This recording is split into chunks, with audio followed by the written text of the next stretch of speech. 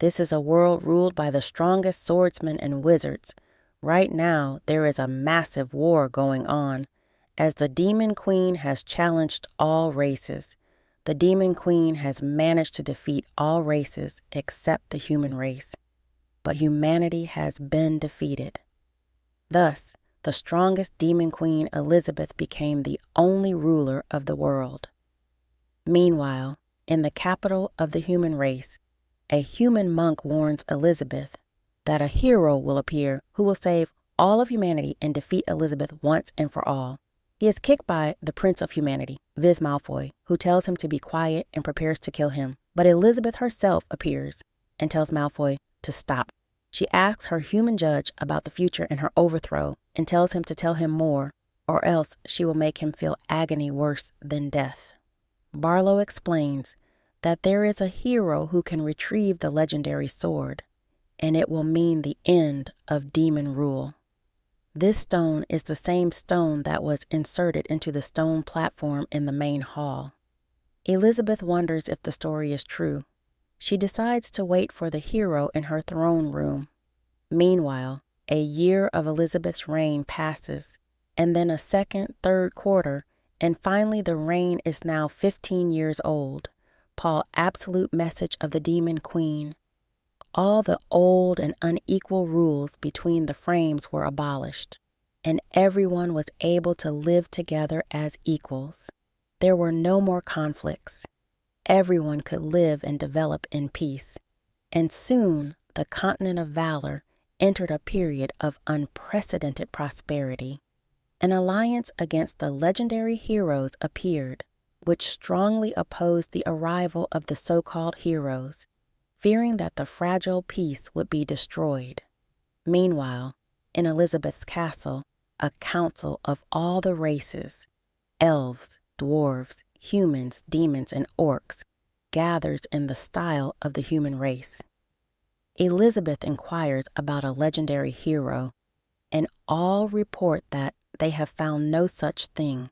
The counselors whisper among themselves, discussing how they could defeat a legendary warrior, and that it's all Barlow's fault for starting this nonsense. A representative of the elves declares that they must kill this hero so that nothing will interfere with the Queen's rule. Meanwhile, Bishop Barlow, the current president of the Demon Queen's fan club and president of the Legendary Heroes Association, who is close to the imperial family, walks in, saying that he is against heroes and that he supports the Demon Queen's rule. The Queen throws him back with magical power and grabs him in a magical fist, wondering when the hero will appear. Malfoy claims that it's foolish to take the bishop's word for it, and that the new study is almost ready. But suddenly, the Queen hits Malfoy with her tail and tells him to disappear, and throws the bishop into the wall at the same time, stating that she is the Queen who has reached the highest level of this world and dominates it, and that she is waiting for a hero to come and fight her. The Queen wonders where the hero is hiding and decides to pull out the sword Excalibur herself to find the hero. Everyone else is enveloped by the Queen's magical energy, which repels them. They wonder if the Queen is really going to pull out the sword and get the answer to their question. The Queen succeeds in pulling out the sword. Taking the sword in hand, the Queen sees a vision in which the sword shows her the way to the legendary hero across seas and sand. She sees a small house with a barn on a small plot of land.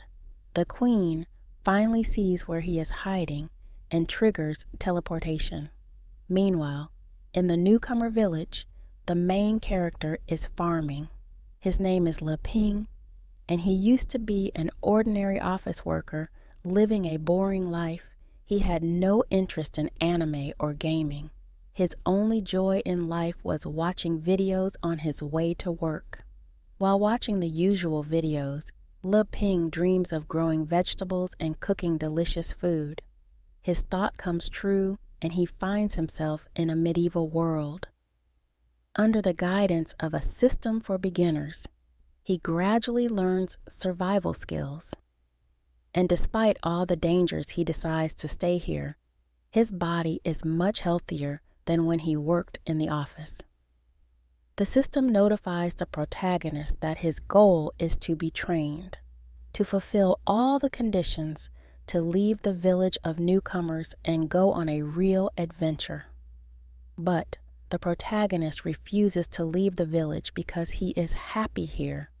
The system tells the player that after leaving the village, he will meet a lot of people. From them, he will be able to learn various skills of magic and sword, and tells him that his main mission is to become a legendary hero and kill the demon queen. But the protagonist once again refuses to leave the village, assuring that he does not want bloodshed and expresses his desire to stay in the village. The system informs him that the main mission is to kill the demon queen and asks him to start his adventure. The system keeps urging the hero to leave the village and go on an adventure, but the hero ignores it, saying that his main dream is to stay in the village and live like this forever. He is guarded by a time barrier that completely hides the newcomer's village for security purposes. Inside it, the days last more than 24 hours, allowing him to do what he likes: hunting, farming, crafting, and meditation.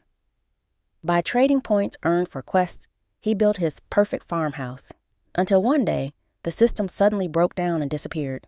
Meanwhile, the protagonist is working on the farm as suddenly red lights appear in the sky and the clouds become dark. The demon queen appears from them and finds the protagonist. The hero runs to the dried fish and sausages so they don't spoil. Meanwhile, a mechanical pet dog named Wankai discovers a threat in the queen's video looming over the land.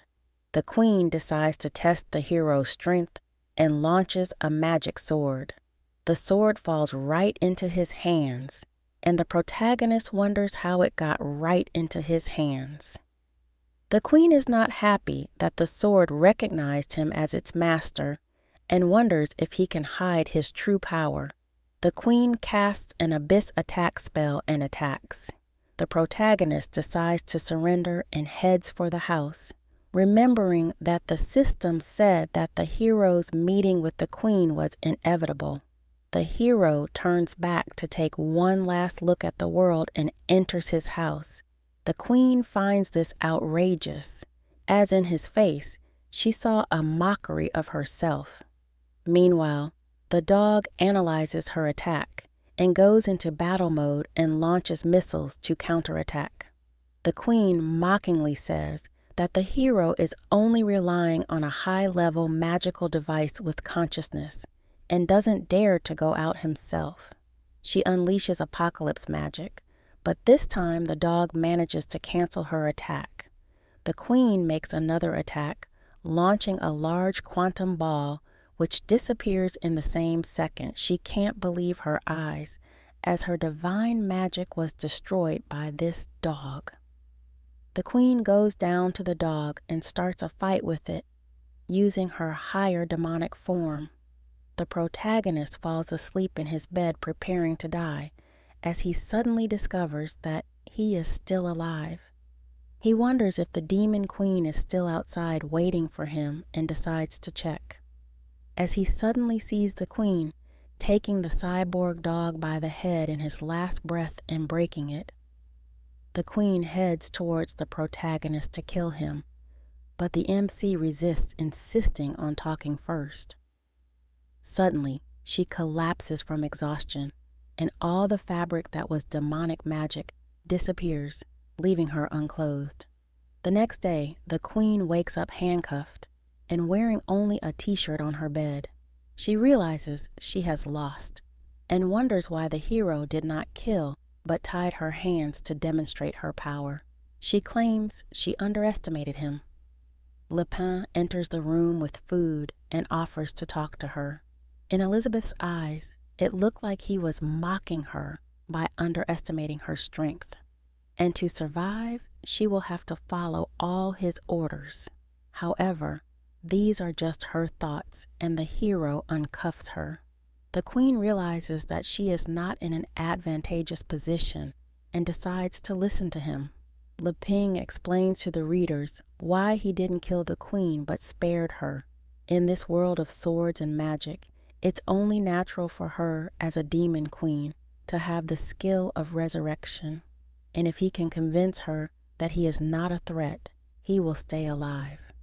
The hero takes Wan Kai and decides he's turned into a pile of garbage. The queen wants to recover using her magic and decides to deal with the protagonist once and for all. It turns out that the memory card was not destroyed, and the hero pulls it out of the body of the fallen pet. He opens the closet, revealing the presence of more of the same clone pets. The queen is shocked. The hero takes the dog and inserts the card into the dog. In Elizabeth's eyes, it looks as if the hero has once again defeated her with his cunning and sits down on the bed. Suddenly, she smells a sweet aroma. Turns out Le Ping cooked the food while she was unconscious, knowing that when she wakes up she will be hungry. The queen thinks she has reached a higher state and no longer needs food, but her stomach rumbles and she decides to try one of his dishes. She takes a bite of each portion and eats, eventually finishing the entire plate of dumplings and restoring her magical energy. As she swallows the last bite, she is plunged into bliss, and she becomes very spicy. The hero suggests she try rice porridge with century eggs and lean meat, as it will neutralize the spiciness and reduce the burning. In Elizabeth's eyes, it looks back with mockery and wonders why he first poisons with poison and then gives the antidote, considering this a game.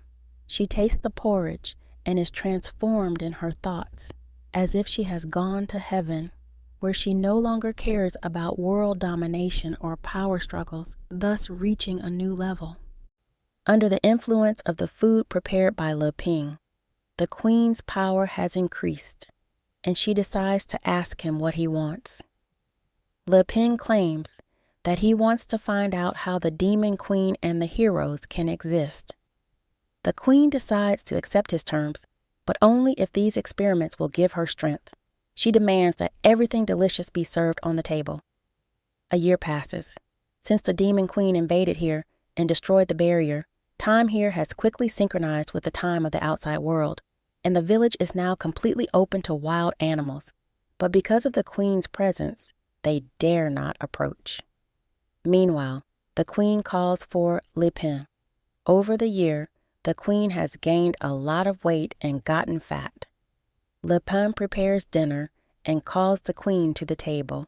It seems to the queen that Le Ping is feeding her food on purpose to weaken her and destroy her. But this is not the case again. Le Ping reminds her that chips are high in calories and that they make people gain weight. The queen decides to get rid of the fat by converting it into magical power. They start eating lunch, and the queen likes everything very much. Le Ping feels like he has been living with the queen for thousands of years. The queen thinks that he is mocking her, but at the same moment the hero takes out the queen's favorite dessert from the refrigerator and calms her down. Meanwhile, the strangers are attacked by dark wizards. The bearded grandfather tells his daughter to run away, but she is not going to leave her father. The fight gathers momentum, and the dark wizard throws the man away with his attack. They are saved by a giant mammoth with the master toad on top, and the toad master is the dog Wan Kai. He tells them not to touch them and to bring them to the hero. Elif wakes up in bed, safe and sound, and runs to find her father.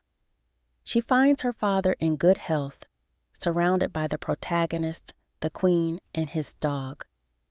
The queen is angry at the dog for bringing them here.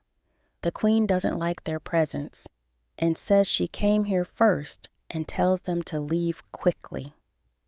Le Ping calls everyone to tea and asks them to taste the barley tea he has made. The queen thinks that the hero is going to conduct some kind of experiment and is upset as if he is not enough for her. Grandpa remembers that the moment he woke up, the hero gave him a magic drink, and he immediately regained his strength. Grandpa and his daughter try the tea. The tea turns out to be a miraculous drink that raised their levels in an instant, and because of this, the girl's elven blood awakened. The hero is upset because he cannot serve the snacks, for they were eaten by the demon queen. The hero wonders why they were attacked, and the man replies that it was all because of the elven blood in his daughter's body, for the law forbids interracial marriages. The queen says it's nonsense because the demon queen has united the world, and the man says that they are being pursued by messengers from the dark guild from the demon kingdom. The queen wonders where this guild came from and what they want. It turns out that the dark guild is conducting experiments on the resurrection of the demon queen, and for this they need elven blood. So it turns out that the queen hasn't been heard from in 500 years, and everyone thinks she's dead, and that according to the records, the queen was killed by a legendary hero. The queen is angry because this is not true, and that the legendary hero is actually Leping. Grandpa and his daughter are in a state of shock. The queen gets angry and leaves, saying that she is not going to entertain them anymore, and that the hero goes too far to humiliate her. Grandpa wonders what Leping is going to do. Leping asks them to calm down, as he doesn't know what to do, because after the barrier was broken, time became chaotic until it synchronized for 500 years. As night falls, father and daughter whisper, thinking that history is repeating itself, and that the demon queen has left the world for a life with her lover, and wonders why the hero would save them if he plans to kill them anyway. Suddenly, a dark figure enters the room and wonders why they are awake. It turns out to be the protagonist with an offer to play cards. After explaining the rules, the hero asks if they are ready. The heroes take it as a test, not for life, but for death. Elif asks what the name of the game is, and the hero finds it difficult to answer, eventually calling it Battle with the Dragon, and says that they, as the two protagonists, must unite and defeat the dragon. Father and daughter are afraid of the hero, but decide to play the game. Meanwhile, when Elif draws the cards, all her magic power is drained. The game begins, and the hero has no strong cards. Meanwhile, it is Burz's turn. He decides to go valet, thus losing some of his life force. The hero decides to skip the move, and now it's Burz's turn. He moves with 4 cards, which results in a leg loss due to the high cost. The hero misses again, and Burz moves again. Elif misses the turn. Hero throws a strong card, and they find themselves with nothing to beat it with. Hero moves a combination of strong cards, thus triggering the strongest attack called Giant Water Wave, which washes away the heroes. The hero goes with another strong card combination, and this time Elif makes a move and counter cards. The hero moves a combination of joker cards and summons a strong demon. The demon notices the queen and says he can easily kill her, but no such luck. The hero notices that the cards are draining the uncle's life force, and so decides to stop the game by collecting cards in the deck. The next morning, the heroes decide to leave and thank Leping for such a warm welcome. The hero gives them barley tea as a gift. He gives his uncle a deck of cards, but the queen comes up and tells them to get out, and tells the hero to make her something delicious. It turns out that the queen last night bewitched the heroes with the magic of non-disclosure, creating a demonic mark on their necks, and if they blabber, they will die imminently, a mark that will behead them. They get to the place where the demons attack them and notice something in the neighborhood. it turns out to be a high-level demon with his henchmen. Bears remembers the cards given to him by the protagonist and mentions his words that the most important thing is determination. He also tells his daughter that they will go to the land of the elves to retrieve their mother, as he did many years ago. Burrs calls for cards. It turns out to be a combination of strong cards that calls for the elven woman who looks so much like his wife, thus summoning an attack of 1,000 arrows. The next day, the hero says that he would like to see more of the world, as he has been growing vegetables, and the magical world is actually full of many wonders. The queen appears on the chair and wonders what he is upset about. The hero explains that he would like to go to the outside world, and the queen suggests he go now. They change clothes and set off on their journey, the queen calling for a portal to the nearest city. However, the hero has questions. He asks her to stay by his side for the whole journey, as he himself is very weak. The queen sees this as orders and puts forward his condition. He must make her a pudding from a pile of fruit. The hero agrees and they jump into the portal. The queen and the hero travel to the city of Boster. The city seems peaceful, for during her reign the demoness laid the foundation. Before her reign, there was constant conflict in the cities. The demoness used her power to suppress all those in conflict and set a set of rules according to which all are equal. She was the one who established peace in the world. But the hero didn't care about her stories because he was interested in a shop with plush toys. But a big pig monster smashes her shop and demands rent money from her. The hero decides to stand up for her, but he is powerless and asks Elizabeth to help him. She refuses, and the hero decides to shout to be arrested, but no one cares. The pig-headed man decides to attack them, but Elizabeth darkens the sky into red. Leping warns her that if she starts attacking, she'll destroy the whole town and asks her to just scare them. Elizabeth retracts her attack, and the pig tells them to pay if they want to stand up for these orphans.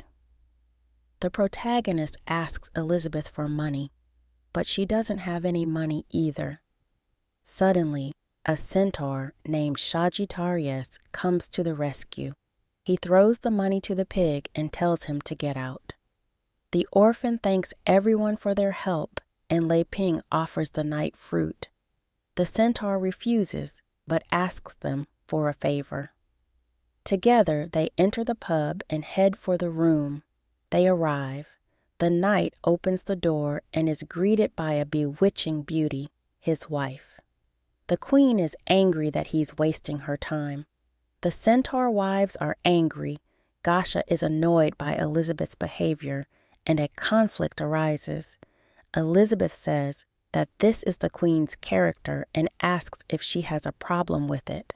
The other wives step in and express their displeasure.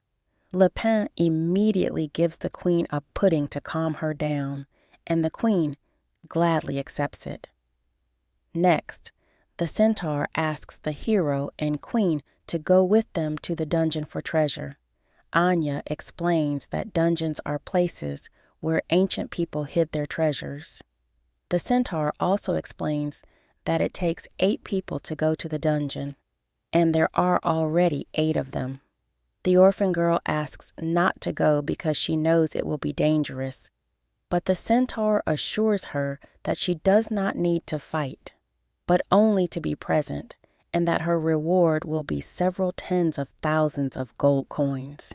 Leping and Elizabeth decide to help them.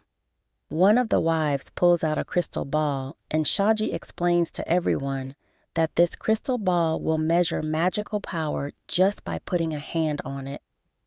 Leping wonders what the numbers on the ball are, and it turns out that the ball measures magical power in numbers.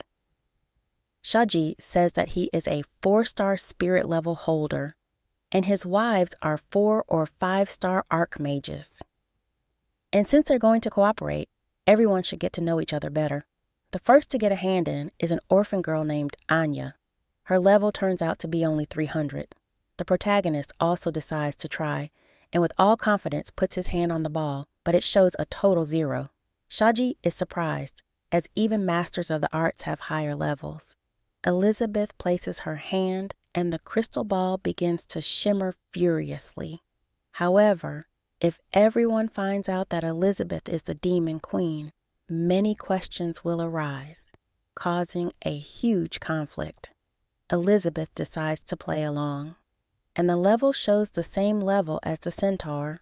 The girls wonder how she can be a 4-star mage. Shaji is pleasantly surprised and assures that with such power their chances of success will be much higher. Anya wonders how they can get into the dungeon. Gaili, one of the wives, uses a teleportation scroll and teleports everyone present. They end up in an ice cave. Shaji pushes the protagonist to the side and offers Elizabeth her help to get up. But Elizabeth approaches Lupin, asking him to keep going where they need to go. The centaur gets angry. As they continue walking, they come across 8 different passages.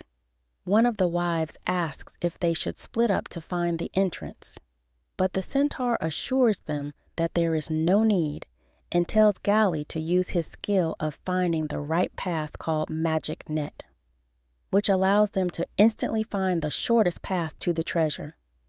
Elizabeth thinks this is arrogance. Gaili fails and falls on one foot. She says that she used all her powers alone.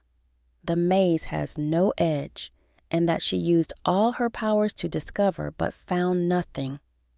One Devilis already knows the way through, but won't tell because people won't get out if they look for the end. Lupin wonders why Elizabeth won't help them. Suddenly, the orphan girl says that the 3rd entrance to the cave is the real one, for it is where the magic comes from the most.